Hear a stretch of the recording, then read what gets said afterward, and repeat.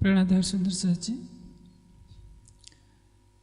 विगत 10 वर्षों में जो कुछ हुआ है वो मेरी कल्पना का अभी केवल बीज रूप है, अंकुरण तो अभी उगा ही नहीं। आने वाले समय में क्या होगा यह धामधनी ही जाने, लेकिन ये निश्चित है कि यह जो विद्यार्थियों का पहला वर्ग निकला है आज आचार्य के रूप में, इसने कठिनाइयों को झेला है। आने वाली पीढ़ी उन कठिनाइयों को अनुभव नहीं कर पाएगी जो इन्होंने पिछले प्रारंभ के 5 वर्षों में देखा है।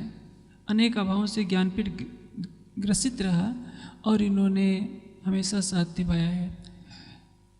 तैत्तिरीय उपनिषद में एक प्रसंग आता है, दीक्षांत समारोह में ऋषिजन अपने विद्यार्थियों को यह कहा करते थे, ऋतम च स्वधाय प्रजनम, स्वधाय प्रजनम च, दम च स्वधाय प्रजनम च, सत्यम च स्वधाय प्रजनम च, प्रजनन स स्वधाय प्रवचनम च।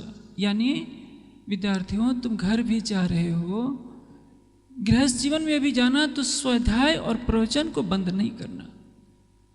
स्वाध्याय यानी धर्म ग्रंथों का प्रतिदिन अध्ययन करने की प्रवृत्ति और उसको फैलाने की प्रवृत्ति।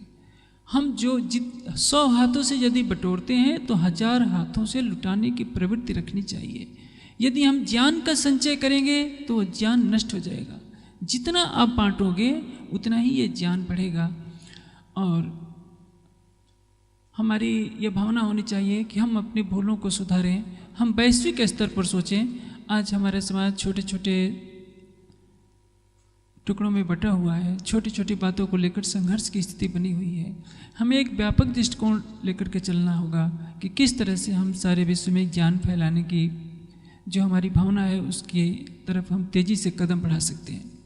आज समय अभाव के कारण मैं इस पर ज़्यादा नहीं बोल पाऊँगा। हो सकता है कल या परसों इस विषय पर मैं कुछ ज़्यादा बोलने का प्रयास करूँगा। और इस कार्य में मैं श्याम अधिकारी जी के योगदान की बहुत सराहना करूँगा।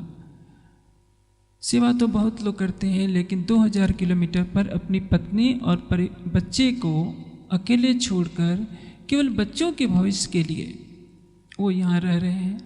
ट्रस्टी हैं, लेकिन कभी उन्होंने नहीं समझा कि मैं ट्रस्टी हूँ। एक आदर्श है, ऊपर से कठोरता और अंदर से प्रेम, कि हमारे बच्चे सेवा सीखें, अनुशासन सीखें, समर्पण सीखें। और जिस समाज में श्रद्धा, सेवा और समर्पण का गुण आ जाता है उसको वृद्धि करने से कोई रोक नहीं सकता। उच्च स्तर के विद्यार्थी का निर्माण कब होता है? जब उसके अंदर उच्च संस्कारों का बीज बोया जाए। यदि हम कक्षा में केवल पढ़ा भी देते हैं, लेकिन विद्यार्थी के ऊपर निगाह नहीं रखी जाती है कि उसकी 24 घंटे की दिनचर्या क्या है, तब तक वो उच्च स्तर का विद्वान नहीं बन सकता है।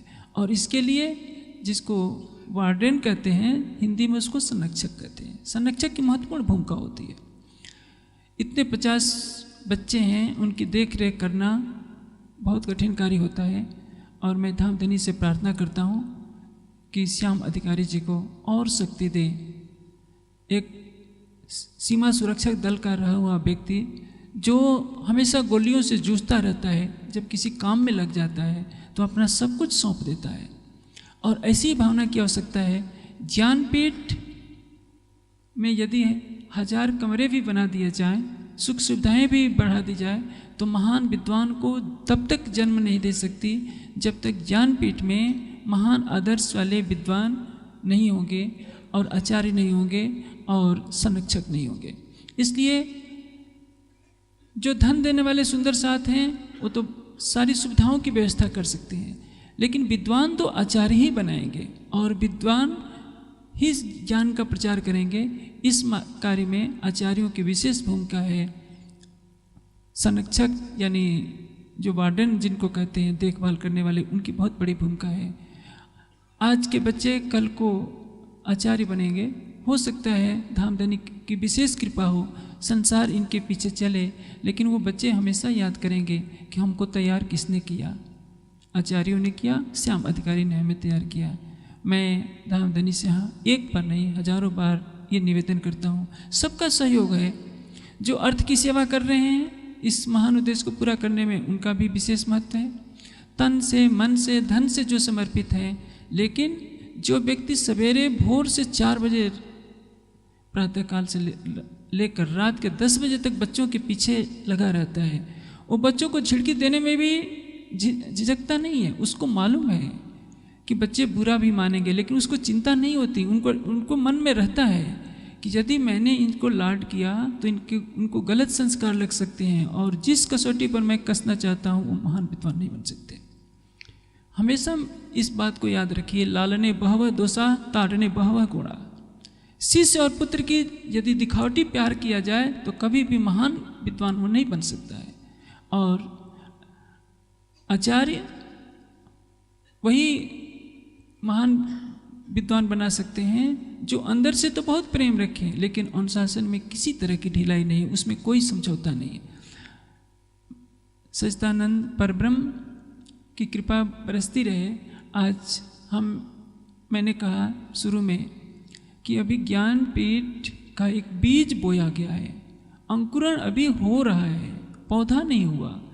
न जाने भविष्य के गर्भ में धामधनी क्या लिखे हैं भाग्य में, मैं नहीं जानता, लेकिन मैं उस दिन की कल्पना करता हूँ जब एक महान वट वृक्ष बन जाएगा, उसके में फूल खिलेंगे, फल खिलेंगे, और उसकी सुगंध से सारा देश सुशोभित होगा। मैं आशा करूँगा कि आप मेरे मनोभावों को समझेंगे। कल या परसों इस पर विशेष रूप से प्रवचन दूंगा। मैं श्याम अधिकारी जी से भी कहूँगा कि 2 मिनट के लिए अपने मन के भाव व्यक्त करें। श्याम अधिकारी जी, जहाँ पर